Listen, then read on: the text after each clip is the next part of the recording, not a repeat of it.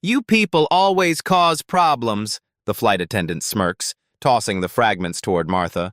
No flight for you today. A black woman's passport rips in half. The white flight attendant's fingers grip the edges, her smile sharp as a blade. Martha Walker stands frozen at the check-in counter, her phone recording the unthinkable. The torn document, her only identification in a foreign country, lies scattered across the counter. Martha's voice remains steady despite her trembling hands. Do you know what you've just done? I have a right to travel like anyone else. The flight attendant laughs, pressing her security call button. She's being aggressive. Typical. Little does this flight attendant know, she just destroyed the passport of someone who could end her entire career with a single phone call. Martha Walker adjusts her tailored blazer as she enters Frankfurt International Airport. At 42, she carries herself with the quiet confidence that comes from a decade of closing international business deals. Today should be triumphant. She's secured a partnership worth millions. But exhaustion tugs at her shoulders after a week of negotiations. The terminal bustles with morning travelers. Martha navigates toward the first-class check-in, her designer luggage trailing behind her. Her mind already races ahead to New York, to her office, to the presentation she'll deliver to the board. Flight attendant Anna Weber stands at the priority check-in counter. At 38, she's developed certain instincts during her career, or so she tells herself. Her eyes narrow as Martha approaches the first-class line. Anna nudges her colleague, Lisa. Another one with a priority pass they probably shouldn't have, Anna whispers, not bothering to lower her voice completely. Lisa shifts uncomfortably. Let's just process everyone quickly. The flight's nearly full. Anna ignores her. She straightens her uniform and plasters on a customer service smile that doesn't reach her eyes. Martha places her passport and first-class ticket on the counter. Anna's fingers hesitate before picking them up, as if reluctant to touch something Martha has handled. First class? Anna questions, examining Martha's ticket far longer than necessary. Are you sure you're in the right line? Martha meets her gaze directly. Yes, I'm a platinum member, flying first class to New York. Anna scrutinizes Martha's passport page by page, comparing the photo to Martha's face multiple times. Business trip? The question comes with a hint of disbelief.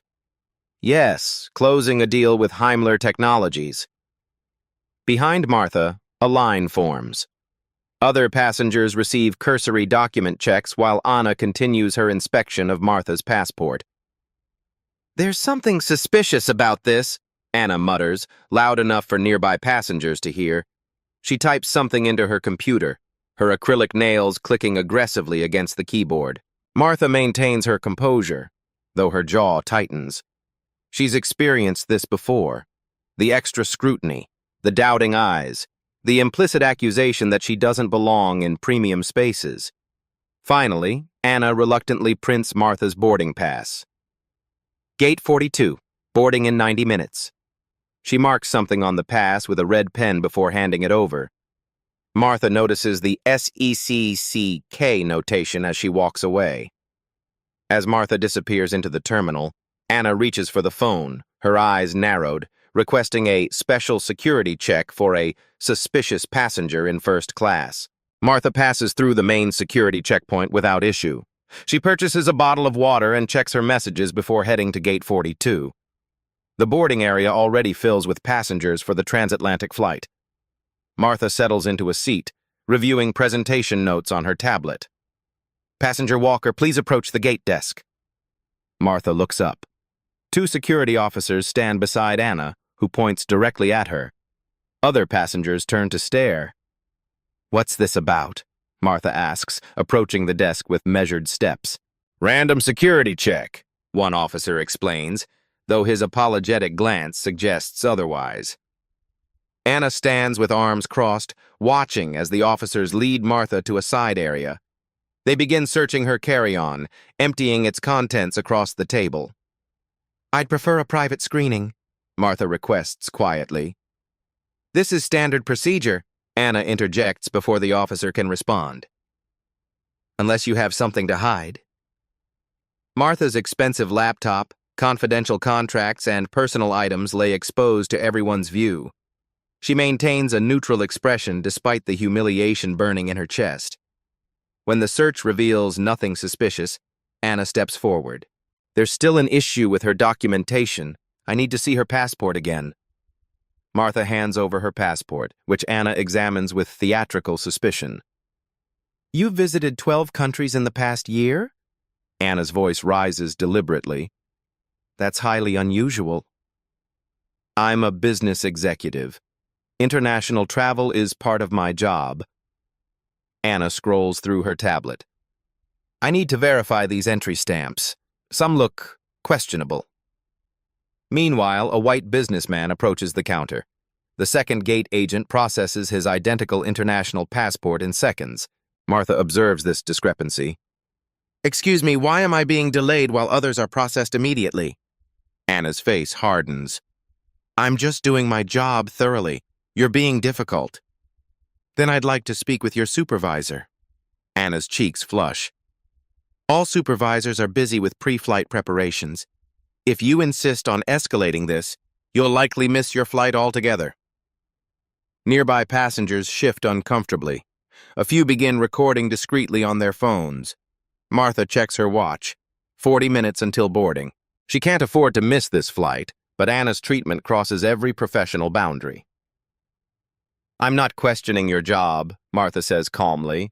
I'm questioning why I'm receiving different treatment than other passengers. Anna's smile turns cold. She taps her nameplate. I've been with this airline for 15 years. Trust me, I know a problem when I see one. Perhaps you'd like to explain why your passport shows so many international entries? Anna asks loudly enough for nearby passengers to hear. It's rather unusual for someone like you, isn't it? Anna shifts Martha's documentation check to the center of the waiting area. She speaks louder now, ensuring other passengers hear every word. So, you claim you're traveling for business? Anna's voice drips with skepticism. She positions herself to block Martha's path to the boarding gate. What exactly does someone like you do that requires so much international travel? Martha stands straight, her expression composed despite the public spectacle Anna orchestrates. I'm an executive returning from business meetings with European partners. Anna laughs, a sharp, dismissive sound. An executive? Really? Her eyebrows rise in exaggerated disbelief. Let me see your business cards, then. Martha removes a sleek card case from her jacket pocket and presents her card. Anna snatches it, examining the embossed logo and Martha's title, Global Operations Director. These are easily faked, you know, Anna declares, waving the card where others can see. Anyone can print fancy titles these days. A small crowd forms at a distance, uncomfortable yet unable to look away. An elderly couple exchanges whispers. A businessman frowns at the scene. My credentials are legitimate, as is my passport, Martha states firmly. I've cooperated fully with your questions. Anna's expression hardens. If you're really who you claim to be, you won't mind showing me what's on your laptop. Executives have presentations, emails, proof of their business activities. Martha's eyes narrow slightly. That contains confidential company information. I'm not authorized to show proprietary documents to airline personnel. Convenient excuse, Anna smirks. Or perhaps there's nothing to show? She turns to address the gathering observers. This is what happens when we don't properly verify who's coming into our country. People claiming to be what they're not. Martha notices phones recording now. The humiliation burns, but she keeps her voice level. I've shown you valid identification and answered your questions. Either process my boarding or get me someone who will. Anna's face flushes with anger at the challenge. She holds Martha's passport up to the light dramatically. This binding looks tampered with. See this slight separation here? Classic sign of document forgery. Before Martha can respond, Anna grips the passport firmly with both hands and pulls. The binding separates with a tearing sound. Pages scatter across the counter. Gasps rise from the onlookers. Martha's eyes widen in shock. Oops, Anna says without remorse. Looks like this fake passport just fell apart. Genuine documents don't do that. Martha's heart pounds as she watches her only international identification destroyed before her eyes. She's stranded now, thousands of miles from home, with no valid travel documents. Security, Anna calls. I need assistance with a passenger attempting to travel with fraudulent documentation. Martha's hands tremble slightly, but she reaches for her phone. I'm recording this, she says quietly. You've just deliberately destroyed my legitimate passport. Anna shrugs. Damaged in inspection happens sometimes with counterfeit documents. You'll need to take that up with your embassy.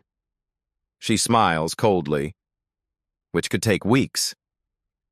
Martha takes a deep breath, centering herself. The rage inside her transforms into something colder, more focused. She knows exactly what needs to happen next. Martha's eyes lock with Anna's as she makes a decision that will forever alter both their futures. Martha gathers the tattered remains of her passport with deliberate care.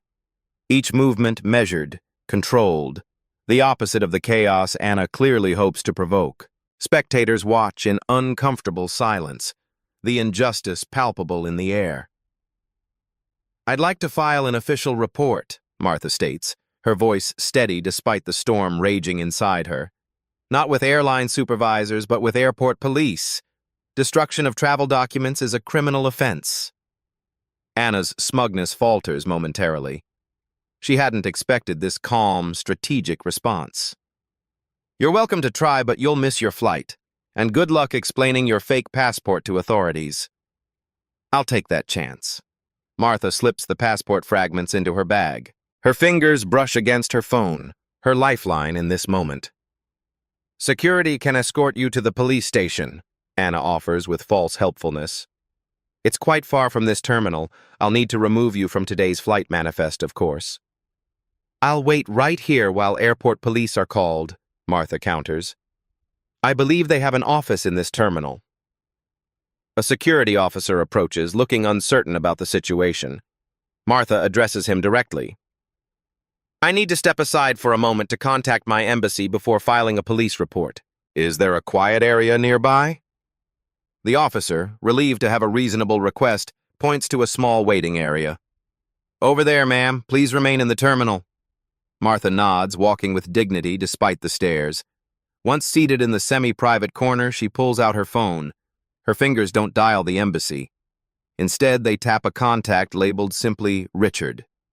The call connects after one ring. Richard, it's Martha. I have a situation. Her voice drops to ensure privacy. I need your intervention at Frankfurt International, Gate 42.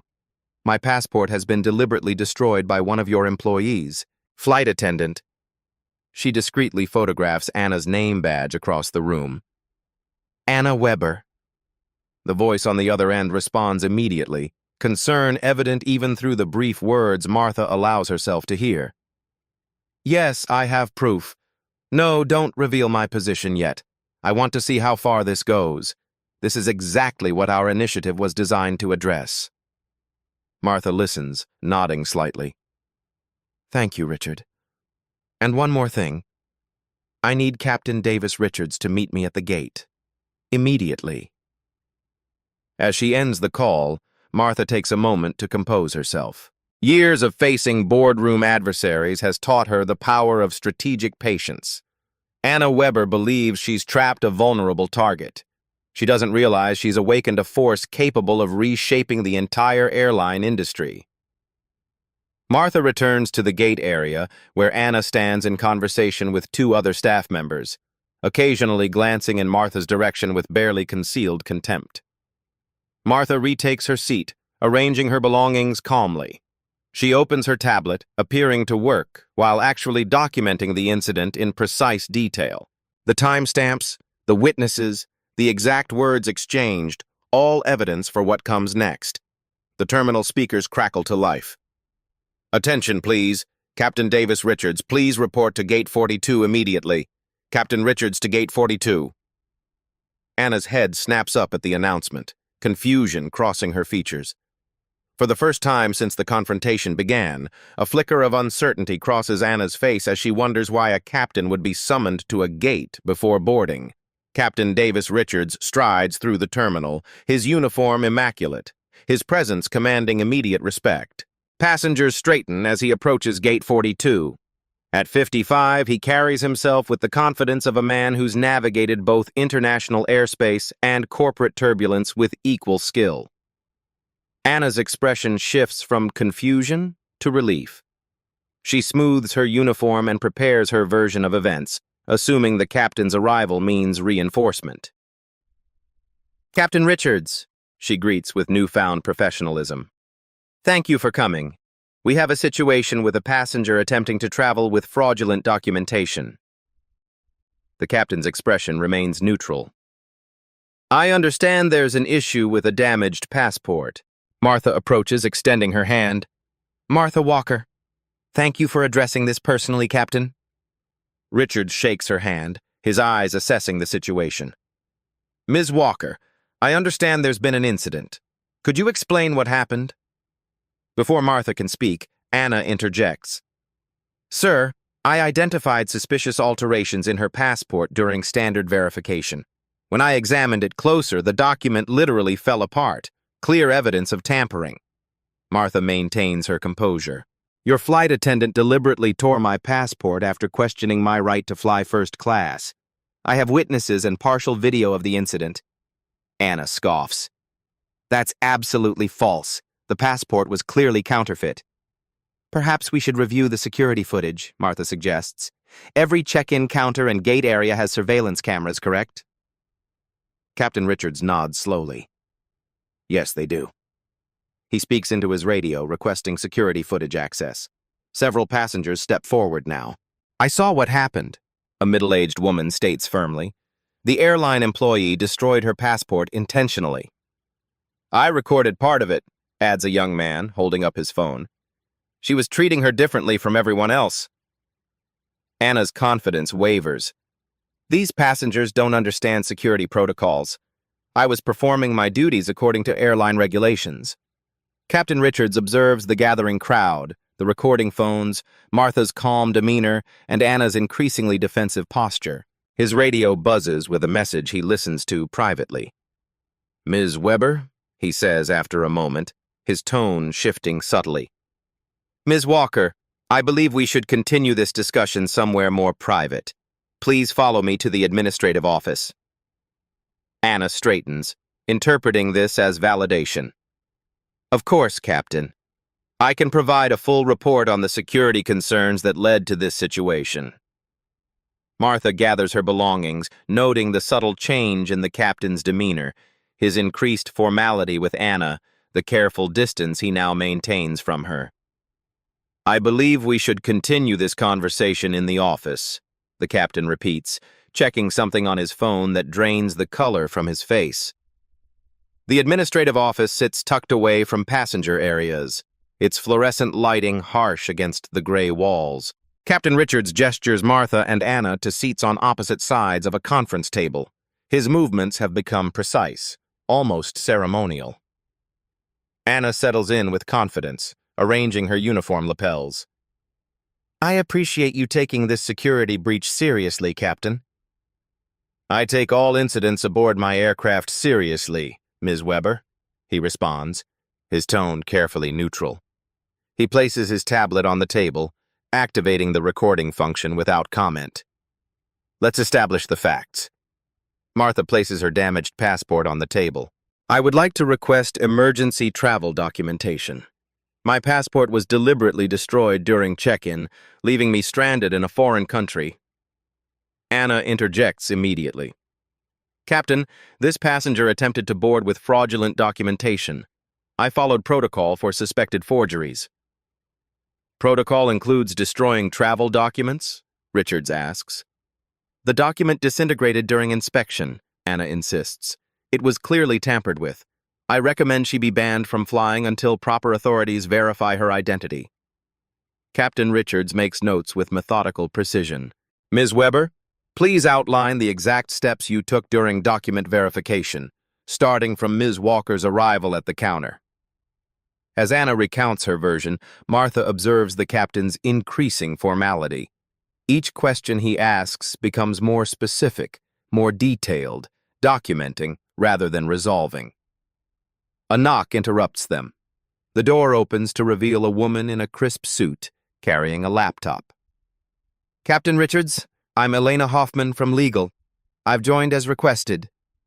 Anna's confidence falters. "Legal? I don't understand why legal needs to be involved in a routine security matter." "This is now a documented incident," Richards explains. "Ms. Hoffman will join us to ensure proper procedures are followed." The lawyer opens her laptop, revealing a video conference already in progress. 3 faces appear on screen, one labeled HR Director, another Chief Operations Officer, and a third simply Corporate Security. Anna shifts uncomfortably. "I don't understand what's happening." "Ms. Weber," the HR Director begins, "we've received concerning information regarding this incident. We're reviewing previous passenger complaints that show a troubling pattern." Anna's face drains of color. "What complaints? My record is exemplary. We have 17 documented complaints regarding your conduct toward minority passengers over the past 18 months, the HR Director continues, all marked as resolved without investigation. Captain Richards watches Anna's reaction carefully, while Martha remains silent, allowing the process to unfold. "Ms. Weber, are you aware of our airline's zero-tolerance policy regarding document handling?" the legal representative asks, her voice cutting through the sudden silence. Anna's fingers grip the edge of the conference table. The confident demeanor that served her for 15 years crumbles visibly with each passing second. "Of course I know the policy," she replies, her voice higher than before. "But this was an exceptional circumstance. The passport showed clear signs of tampering." Elena Hoffman slides a tablet across the table. "Please indicate where on this document you observed tampering before you damaged it." Anna stares at the high-resolution photos of Martha's passport taken during check-in. Standard procedure for first-class international travelers. The document appears pristine. "The evidence of tampering became apparent during physical inspection," Anna insists. "Photos don't always reveal subtle alterations." "Then you followed the procedure for suspected fraudulent documents?" Captain Richards asks, his pen poised above his notepad. Anna nods vigorously. "Absolutely." "Which requires," the captain continues, "that suspected fraudulent documents be retained intact and submitted to authorities. Page 47 of the security manual explicitly prohibits damaging or destroying documentation, regardless of suspicion level." Anna's throat works as she swallows. "I may have been overzealous in my inspection. In my defense, this passenger was confrontational from the beginning." Martha, who has remained silent, finally speaks. "I have not raised my voice once during this entire encounter." The HR Director leans forward on the video call. "Ms. Weber, we're reviewing the security footage from the check-in counter and gate area. Would you like to revise any statements before we proceed?" Something in the director's tone causes Anna to hesitate. Her eyes dart between the faces watching her, some curious, others increasingly stern. "Perhaps I was mistaken about the extent of document damage," she concedes reluctantly. "In the interest of passenger safety—" "Let's discuss your history with passenger complaints," the HR Director interrupts. "We've analyzed all complaints filed against gate staff over the past 2 years. You've received significantly more complaints from passengers of color than any other employee." Anna's face flushes. "That's circumstantial. I process more passengers than most staff." "Adjusted for passenger volume," the director continues, "the disparity remains statistically significant." Captain Richards exchanges a glance with Elena. The lawyer nods subtly and presses a button on her laptop. "Before we proceed further," she announces, "I should inform everyone that this meeting is being recorded as part of an official investigation into violation of company policies regarding equal treatment of passengers and handling of travel documentation." Anna's professional facade collapses entirely. "Investigation? I demand union representation. This is beyond a union matter, Ms. Weber. Your actions today have triggered an automatic corporate ethics inquiry, Elena explains as the conference room door opens again. The conference room door swings open to reveal a distinguished man in his 60s. Richard Harmon, CEO of Atlantic Global Airways, enters with the quiet authority of someone who rarely needs to raise his voice to command attention. Anna's mouth falls open in shock. Mr. Harmon?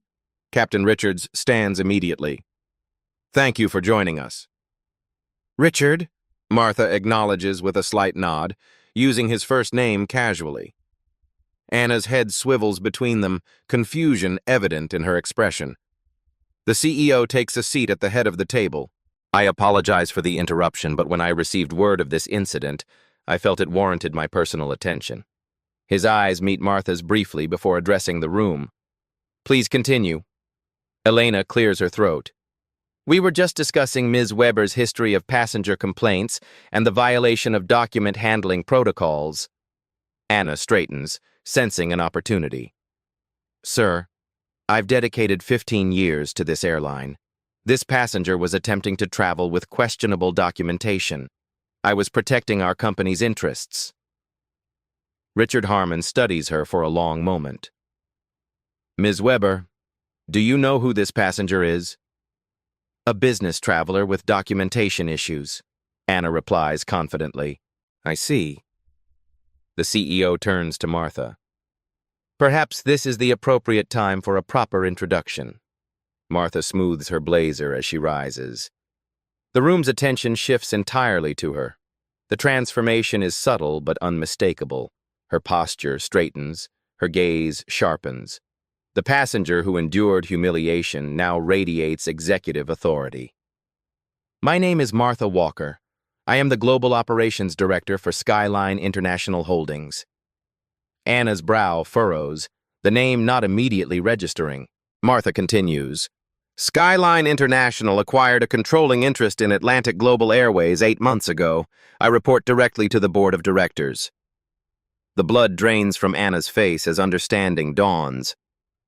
For the past 6 months, I've been conducting undercover assessments of our subsidiaries' customer service practices, Martha explains, with particular focus on our anti-discrimination initiative across the airline industry. Captain Richards nods knowingly. The HR director on the video screen sits forward with renewed interest. Today's experience, Martha continues, was unfortunately not unique. I've documented 17 incidents of discriminatory treatment during my assessment flights across our network. This is the first time, however, that a staff member has destroyed my travel documents. Anna's voice emerges as barely a whisper. I didn't know. That's precisely the point, Ms. Weber, Martha interrupts. You didn't know who I was, yet you felt entitled to treat me differently based on appearances. That's the definition of discrimination. Richard Harmon addresses Anna directly. When I brought Ms. Walker onto our executive team to lead our operations overhaul, she proposed this undercover assessment. I was skeptical, but she insisted we needed to experience our service as passengers do, particularly those from minority groups. Martha retrieves her tablet and pulls up a document. I've been gathering data on passenger treatment discrepancies across all our airlines. The patterns are troubling. Minority passengers are 3 times more likely to have documents questioned, twice as likely to undergo random security checks, and face significantly longer processing times at counters. Anna stares at the table, her career collapsing before her eyes. What happened today wasn't an isolated incident, Martha continues. It's symptomatic of systemic issues that damage our passengers' dignity and our company's reputation. The difference is, today it happened to someone who can effect change. The room falls silent. Captain Richards glances at the CEO, who nods for him to proceed. Ms. Weber, based on the evidence presented and the severity of your actions, you're being placed on immediate administrative leave pending full investigation, the captain announces formally. Anna's shoulders slump. This is unfair. One mistake. Destroying a passenger's passport isn't a mistake, Richard Harmon states flatly. It's an inexcusable breach of protocol and possibly illegal, Martha turns to the video screen. I want the footage from today's incident, along with my previous documentation, to serve as the foundation for our company-wide retraining program. This isn't about punishing one employee. It's about transforming our culture. The executives on screen nod in agreement. Martha gathers her belongings, including the damaged passport. This incident will be addressed at the highest levels of the company, she states calmly. Captain Richards, I'll need assistance arranging emergency travel documents. And Mr. Harmon, I believe we need to move up the timeline on our industry initiative. This isn't about one employee. It's about a culture that allowed this to happen, Martha tells the room, her voice carrying the weight of transformation to come. The Atlantic Global Airways boardroom sits 60 floors above Manhattan, its floor-to-ceiling windows offering panoramic views of the city. 14 executives occupy the rosewood table, their attention fixed on Martha Walker as she presents the findings from her 6-month undercover assessment. The Frankfurt incident represents our most egregious failure, Martha explains, standing beside a screen displaying security footage from Gate 42. But our data reveals systemic issues across our entire network.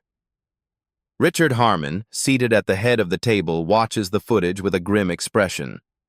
The video shows Anna Weber deliberately tearing Martha's passport while smirking. Several board members shift uncomfortably in their seats.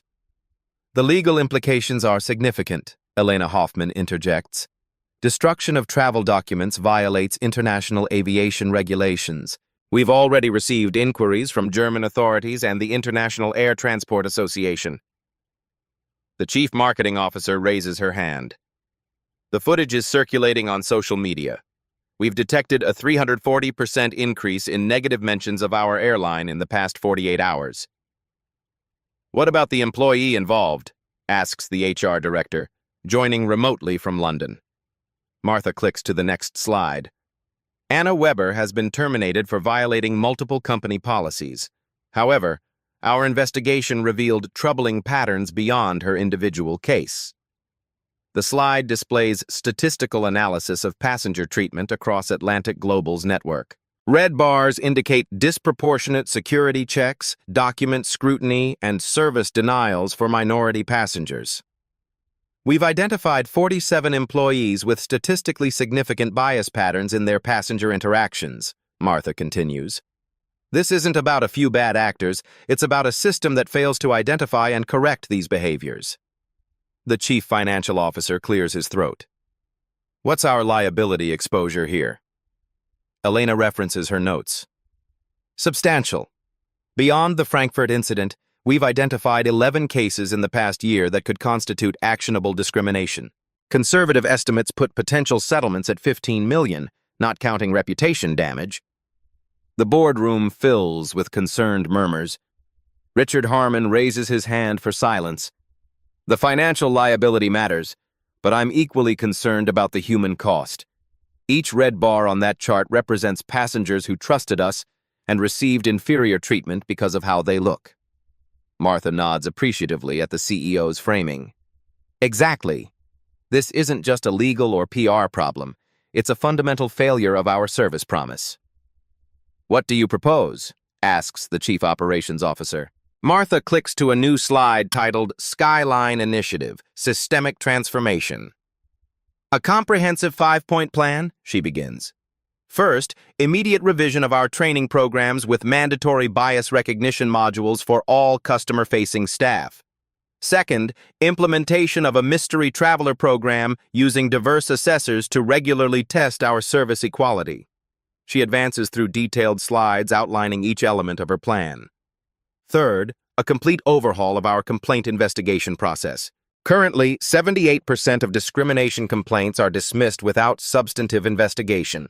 We'll create an independent review board that reports directly to the executive level.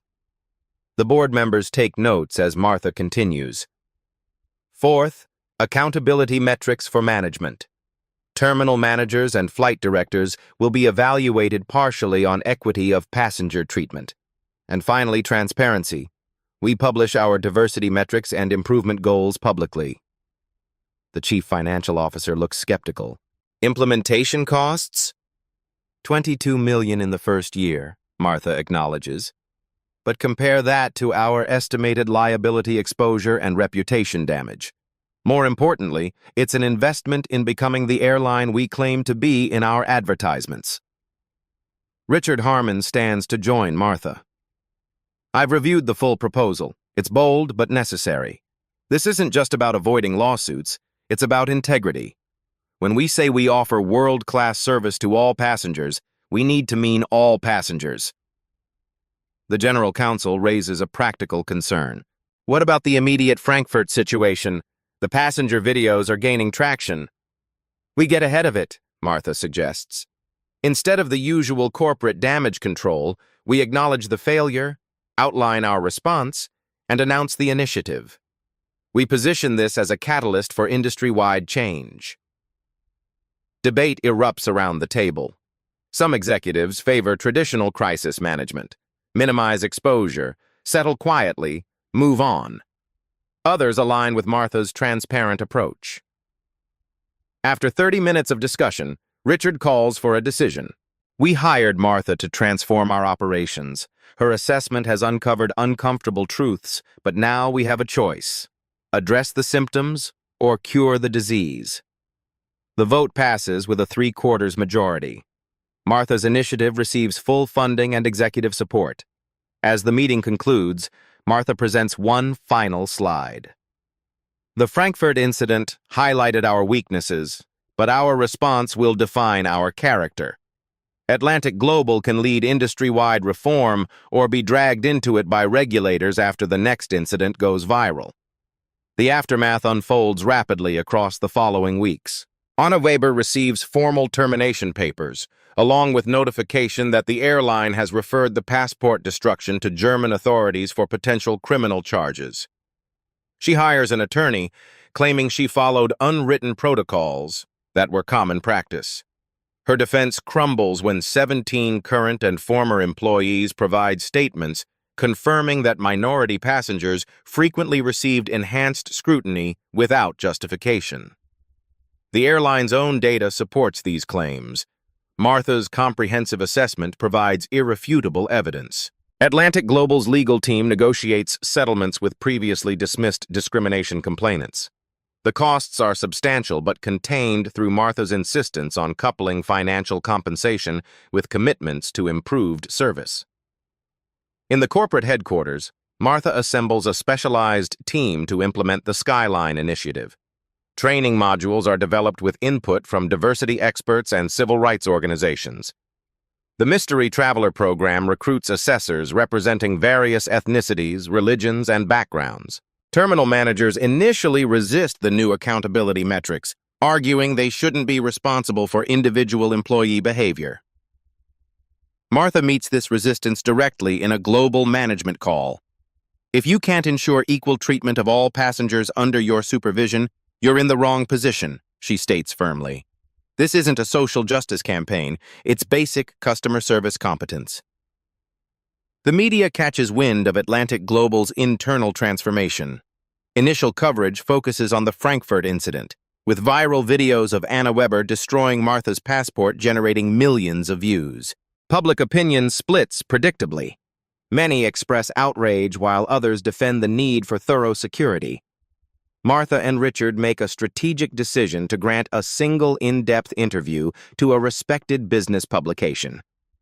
They detail the incident briefly before pivoting to the broader initiative. Rather than portraying themselves as corporate saviors, they acknowledge the airline's failures and outline concrete steps toward improvement. We're not asking for praise for fixing what should never have been broken, Martha explains in the interview. Equal treatment isn't extraordinary service. It's the baseline expectation. 60 days after the Frankfurt incident, Atlantic Global publishes its first passenger treatment metrics dashboard publicly, an unprecedented move in the industry. The data shows troubling disparities, but also establishes a baseline for measuring improvement. Competitors watch with interest, some dismissing the initiative as virtue signaling, while others recognize the shifting landscape. Two major airlines quietly launch their own internal assessments, recognizing that similar incidents could easily occur on their flights. In the quarterly earnings call, Richard addresses investor concerns about the initiative's costs. This investment strengthens our core product. When we promise world-class service to all passengers, all means exactly that. Martha walks through the Frankfurt terminal 3 months after the incident. The same gate area where her passport was destroyed now features subtle but meaningful changes. New signage clearly outlines passengers' rights and complaint procedures. Staff undergo enhanced training. Most importantly, a quality assurance observer discreetly monitors check-in interactions, data tablet in hand. A text message arrives from Richard. Board approved full implementation across all subsidiaries. Your transformation is becoming reality. The next phase goes beyond our own airlines, Martha thinks as she boards her flight home, already drafting proposals to extend the initiative across the industry's shared systems and standards. Anna Weber sits rigidly in the Atlantic Global Airways disciplinary hearing room. Her once pristine uniform has been replaced by a conservative gray suit that fails to project the authority she once wielded. Across from her sits a panel of 5: HR director, legal counsel, employee relations manager, a union representative, and an independent adjudicator. This formal hearing will determine the final disposition of employment and potential further actions regarding the incident at Frankfurt International Airport, the adjudicator announces, his voice neutral but firm. Anna's attorney places a supportive hand on her arm. They've prepared extensively, constructing a defense around security protocols and split-second decisions required in airline operations. Ms. Weber has served this airline faithfully for 15 years, her attorney begins. Her record shows dedication to passenger safety and security compliance. The incident in question represents an unfortunate miscommunication, not misconduct. Elena Hoffman, representing Atlantic Global's legal department, activates the presentation screen. We'll review the evidence chronologically, she states, beginning with check-in counter footage showing differential treatment of passengers based on appearance. The screen displays side-by-side comparisons. Martha's extended document check versus the cursory glance given to other passengers with similar documentation. Timestamps confirm Martha spent 8 times longer in processing. This pattern extends beyond the Frankfurt incident, Elena continues. She displays a data analysis of Anna's passenger interactions over 2 years. Red clusters highlight disproportionate security flags and document challenges for minority travelers. Anna leans toward her attorney, whispering urgently.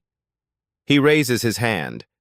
This historical data wasn't included in the hearing notification. We object to its introduction without proper review time. The data was provided in your disclosure packet, the adjudicator responds, checking his notes. Page 47, Appendix C. Anna's confident facade cracks slightly. She hadn't read the entire packet, assuming it contained standard procedural information. The hearing progresses methodically through the escalating incidents. The gate confrontation, the public humiliation, and finally, the passport destruction captured from 3 camera angles. Ms. Weber, the HR director addresses her directly, in your initial statement you claimed the passport fell apart during inspection, suggesting manufacturing defects.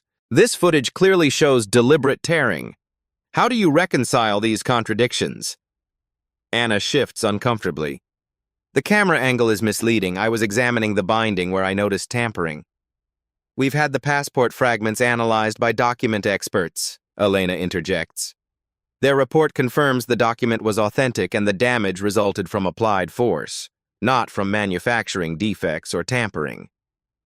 The union representative, who has remained silent until now, reviews the expert report with a frown. His presence, initially a comfort to Anna, increasingly feels ceremonial as the evidence mounts. Let's address the 17 previous complaints, the employee relations manager continues. In each case, your supervisor dismissed these without investigation. That supervisor has also been terminated for failure to uphold company standards. Anna's attorney attempts to redirect. My client followed her training and the example set by management.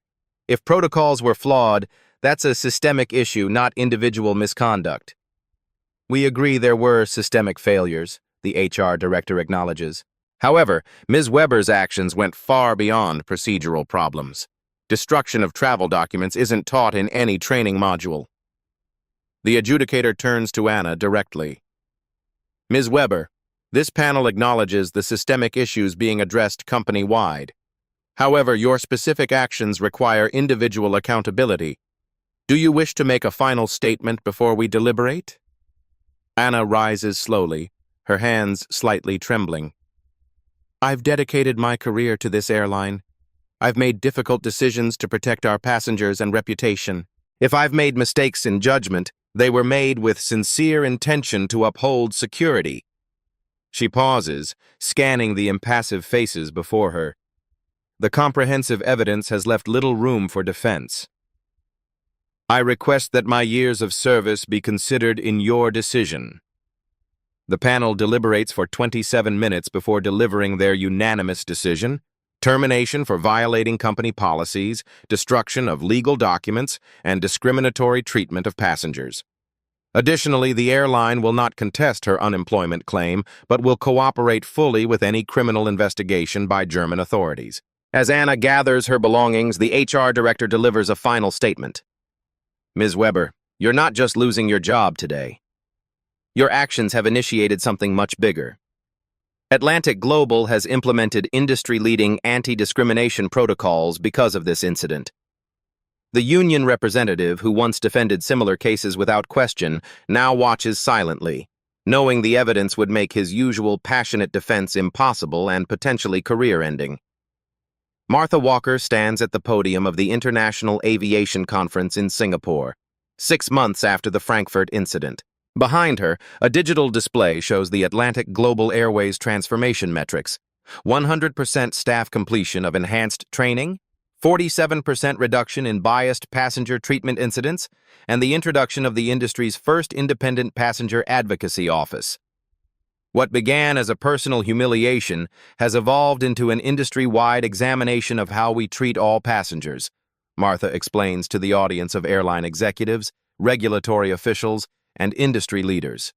The Skyline Initiative isn't just about Atlantic Global, it's about redefining the passenger experience across global aviation. In the front row, Richard Harmon nods approvingly. Beside him sit representatives from the International Air Transport Association and the Federal Aviation Administration, both now partnering with Atlantic Global on standardized equality protocols. The conference hall screens display testimonials from passengers describing transformed experiences.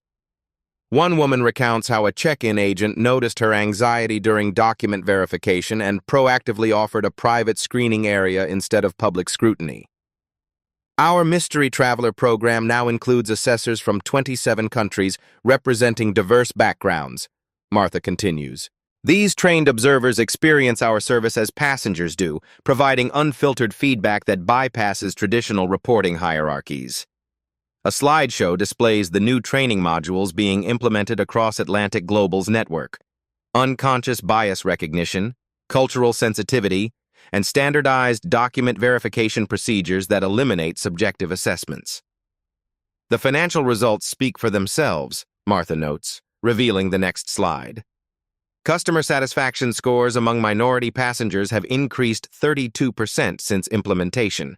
More significantly, our overall ratings have improved across all passenger demographics. Beyond Atlantic Global's internal changes, the industry itself has begun shifting. 3 major competing airlines have announced similar initiatives. 2 countries have updated their aviation regulations to require bias prevention training for all airport staff. The Frankfurt Airport, where Martha's passport was destroyed, now displays passenger rights prominently in 12 languages. Captain Davis Richards, now promoted to Director of Training, leads workshops for flight crews focusing on intervention strategies when witnessing discriminatory treatment. His curriculum uses real incidents, including the Frankfurt case, as learning tools.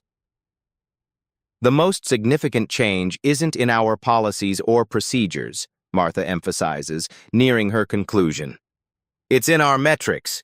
We now track equal treatment as rigorously as we track on-time departures and baggage handling. What gets measured gets improved. In the audience, several executives take notes. Others shift uncomfortably, recognizing similar vulnerabilities in their own operations. A few tap urgently on tablets, messaging their teams to assess their exposure to similar incidents. The conference organizer joins Martha on stage. Atlantic Global Airways has been selected to lead the industry task force on passenger equality standards. This marks the first time such standards will be implemented globally. Martha accepts the appointment with appropriate gravity. 6 months ago, I stood in an airport watching my passport being deliberately destroyed. Today, we're building safeguards to ensure no passenger experiences such treatment again. As the presentation concludes, Richard joins Martha backstage. The Frankfurt incident could have been handled like any other PR crisis. Contained, settled, forgotten. Instead, you've leveraged it into transformation. Martha smiles slightly. True change rarely comes from comfort. Sometimes systems need a shock to evolve. 6 months after the incident that went viral, the airline industry is experiencing a significant shift in how it handles diversity and inclusion, with companies rushing to implement reforms before becoming the next cautionary tale. 1 year later, Martha Walker approaches the check-in counter at Frankfurt International Airport. The terminal has transformed in subtle but meaningful ways.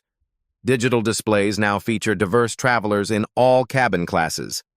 Signage clearly outlines passenger rights in multiple languages. Most significantly, a QR code for direct complaint reporting appears on every counter, bypassing traditional hierarchies. Martha observes the check-in process with professional interest. The agent efficiently processes a family with Saudi Arabian passports, maintaining the same courteous demeanor she shows to the European business traveler that follows. No additional scrutiny, no lingering document checks, just consistent, respectful service. Martha steps forward, presenting her passport and first-class ticket.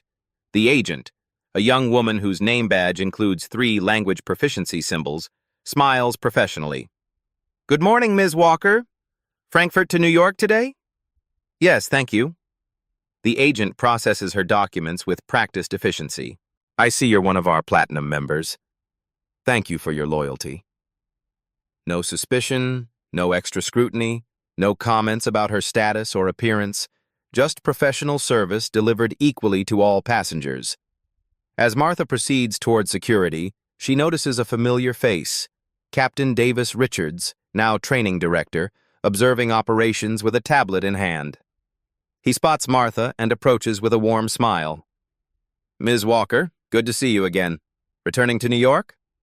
Yes, just completed our European Leadership Summit, Martha replies. How's the new training program implementation proceeding? Richards gestures toward the terminal. 17,000 staff trained across our network. Passenger complaints about discriminatory treatment down 73%. And the mystery traveler program you designed has been adopted by the International Air Transport Association as an industry standard. They walk together toward the security area where passengers move through screening with efficient respect. And Anna Weber? Martha asks quietly. Richards shakes his head. After termination, she filed a wrongful dismissal suit claiming discriminatory treatment. Ironic, given the circumstances. The case was dismissed when our evidence proved overwhelming. Last I heard, she's working in retail, nowhere near an airport. Martha nods, not taking pleasure in the outcome but acknowledging the necessary consequence. The most significant change, Richards continues, is in our internal reporting. Staff now intervene when they witness problematic behavior rather than remaining silent. The bystander effect that enabled past incidents has largely dissolved. They pause at the security checkpoint entrance. I never thanked you properly, Richards says. Your experience was humiliating and unjust, but your response transformed not just our airline, but potentially the industry. Martha smiles slightly. Systems rarely change without catalyst events. I'm just glad mine could serve a greater purpose. As she proceeds through security, treated with the same professional courtesy as every other passenger, Martha reflects on the year's progress. The Skyline initiative has expanded beyond Atlantic Global to become an industry benchmark. 3 countries have implemented new aviation regulations based on their framework. Most importantly, thousands of passengers now travel without facing the humiliation she experienced. Her phone buzzes with a message from Richard Harmon. Board-approved global expansion of initiative. Next target, hotel industry partnerships. Your vision is becoming reality. Martha tucks away her phone as she approaches Gate 42, the same gate where her passport was destroyed a year earlier. The space feels different now. The staff move with the same efficiency, but show a new awareness in their interactions with diverse passengers. A quality assurance observer discreetly monitors operations, data tablet in hand. Would you have handled this situation differently? Let us know your thoughts. As Martha boards her flight home, she reflects on the journey from victim to catalyst. The system that once humiliated her now bears the imprint of her response. Not anger or vengeance, but strategic, systemic change. True power isn't shown in how you treat others when you're angry, but in how you transform systems when you have the chance. What began as one woman's humiliation has sparked changes benefiting millions of travelers. 27 airlines have now adopted similar protocols. 8 countries have updated their aviation regulations to require bias prevention training. Perhaps the most significant change isn't visible in statistics or policies, but in the daily experience of travelers who never know they've been spared the humiliation Martha once faced, because the system now prevents it from happening. When confronted with injustice, we all face a choice. Accept it, fight it individually, or transform the system that enables it. Martha chose transformation, turning personal humiliation into industry-wide reform. If you found value in Martha's story of transformation and justice, please take a moment to like this video. Your engagement helps these important stories reach more viewers who need to hear them. Haven't subscribed to Beat Stories yet? Hit that subscribe button and notification bell right now. We bring you powerful, true stories of justice, transformation, and systemic change every week. Stories that don't just entertain but inspire real action.